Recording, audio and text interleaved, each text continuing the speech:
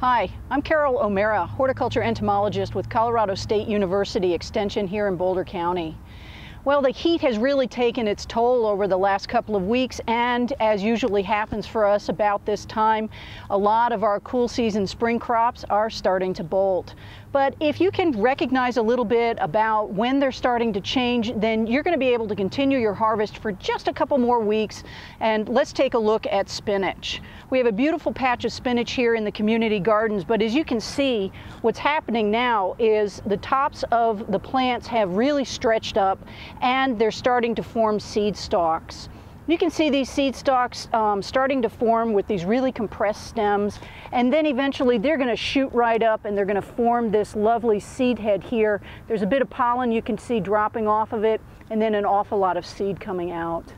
These plants are already pretty well spent because once they start throwing seed heads, the leaves start turning bitter. They're not going to be very tasty. So once you start seeing them form about this small, what you can do is try and delay it by pinching these off. So you want to get in there with your fingernails. You don't want to use metal on these. A fingernail is good enough to go after these small stalks and just kind of tear that out.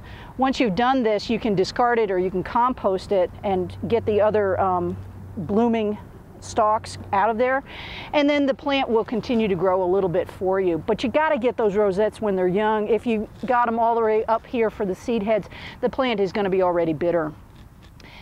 To race the harvest when this starts happening, you can go in and just hand pick a bunch of different leaves. But the secret to good spinach at this time is to go ahead and pick the medium to small size leaves. If you go after the large ones, they can already be hosting a spinach leaf miner, which is a maggot that tunnels into the leaf. You can see here it's meandering along, it's hollowing out the center of the leaf here. And because it is a maggot, it isn't usually something that we like to include in our fresh salads as we serve them to guests at our house, unless of course you really don't like those guests and you don't think they'll notice anyway. But the older leaves are going to host these, whereas the medium size and young ones are going to be pretty well maggot free. Those are the ones you're going to be looking for, and they're going to have the freshest taste anyway.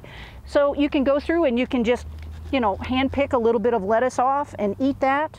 Or you can take a trusty knife, and if you know the season is pretty well ending, then you can go through and you can just take entire plants. What you want to do at that point is just go ahead and harvest the whole thing by taking a knife and cutting it off right at ground level. You can pull that whole thing up, take it right into the kitchen, get it cooled down, so rinse it off and get it into the refrigerator if you're not going to use it right away. And your spinach is going to be pretty tasty for a couple more weeks. Let's take a look at some other things that we can harvest at this time that are going to be finishing their cycle for us now that things have gotten pretty hot in the garden. Another plant that's really taking the heat hard is our peas, the snow peas or the shelling peas that we put in the garden a few weeks ago. Now that we've gone from Arctic cold to desert heat, the peas are going to start trying to burn out on us. But for you to get the most out of your pea patch, what you can do is consider the 3 phases that you can harvest in order to eat the plant and enjoy it. We all know the pods pretty well. These are going to start forming down low on the plant, and they're going to start setting up and up and up. As you can see here, it's going to ladder its way up with these pod production. And I know most of us are growing peas for that. So here's how to harvest those pods when they get to the size you want them. For snow peas, what you really want is for the pod to be somewhat full. You don't want the peas to start swelling in it. You definitely don't want to see them start making huge distinct bumps. But this pod is ready to go. You can see here it's starting to get nice and thick.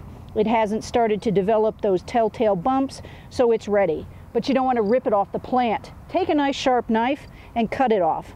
Right here on the stem, just give it a nice cut. And when you're removing it, make sure you take it off by leaving this little cap or calyx on it. This is going to preserve some of the sugars in it. If this is taken off, it's going to rapidly convert to starch. But this is how you harvest those peas. You take them off, going with the lower ones first, taking them off, and so forth. Now, if you plan on freezing these peas, get them into the freezer within 4 hours. The sugars start to convert out of the peas pretty rapidly, so you want to make sure that when you're freezing them, they're held at their highest sugar content. Next, what you can look at with your peas are some of the shoots for stir fry, and that would be these young portions here that are starting to form new leaves. You take those off and you have nice additions to a stir fry dish, or you can just toss them right into a salad. They're fairly delicious. They're nice and sweet and have a good strong pea flavor to them. Tasty. The last thing that you can consider eating on peas are the blossoms themselves.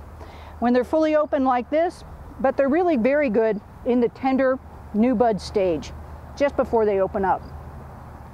So you can harvest those, just a few of them for a nice garnish on a fresh salad, and they jazz things right up. There is nothing more startling to a guest than having someone feed them flowers, and this is a great thing to do early in the spring. Well, we are looking at trying to get some of those spring crops in, and lettuce is one of those that can either work really well for us all season long, or it can start to bolt. If you have it under shade, then you're in luck and you don't have to worry about it turning to seed and becoming bitter. But if it's out in the sun like this patch is, well, then you're going to need to start harvesting it or starting to read the signs on whether it's getting ready to bolt on you. In this lettuce patch, we have a number of different types of lettuce. We've got leaf lettuce down here that we harvest just for the few leaves that they go into the salads. And then we have heading types, which if given a little room, will produce these nice compact heads that we're used to getting down at the grocery store. Be aware that lettuces are all going to grow a little bit different from one another, and if you do have romaine types or other tall heading type lettuces, they are going to stretch up out of the lettuce patch a little bit, and you don't have to worry so much that they're getting ready to bolt on you. But what happens when lettuce bolts is, like spinach, it'll produce a seed stalk that comes up out of the head and produces these seeds. Once that happens, the leaves turn bitter and there's no reversing the process, so they're not very tasty in your salads anymore. Be aware that when you're harvesting leaf lettuce, you can do it in a number of ways. You can just pick individual leaves off and put those into your salad, or you can take and cut the entire head off down at the ground. If you do this, it'll come back again, but you're going to be shortening the life of that plant by taking all those leaves at once. When you're trying to judge whether or not your plants are starting to go south on you, there's one surefire way to tell.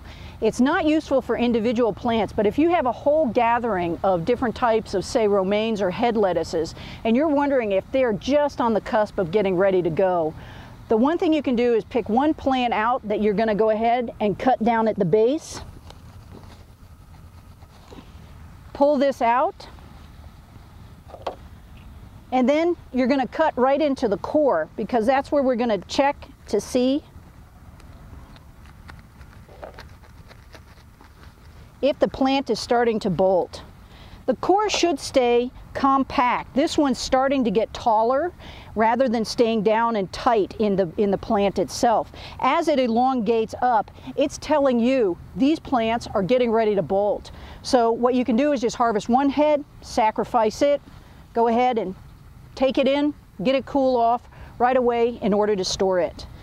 Once you've harvested lettuce out of the garden and you want to keep it for up to a week, there are a couple of tips that you can use in order to keep that lettuce from wilting.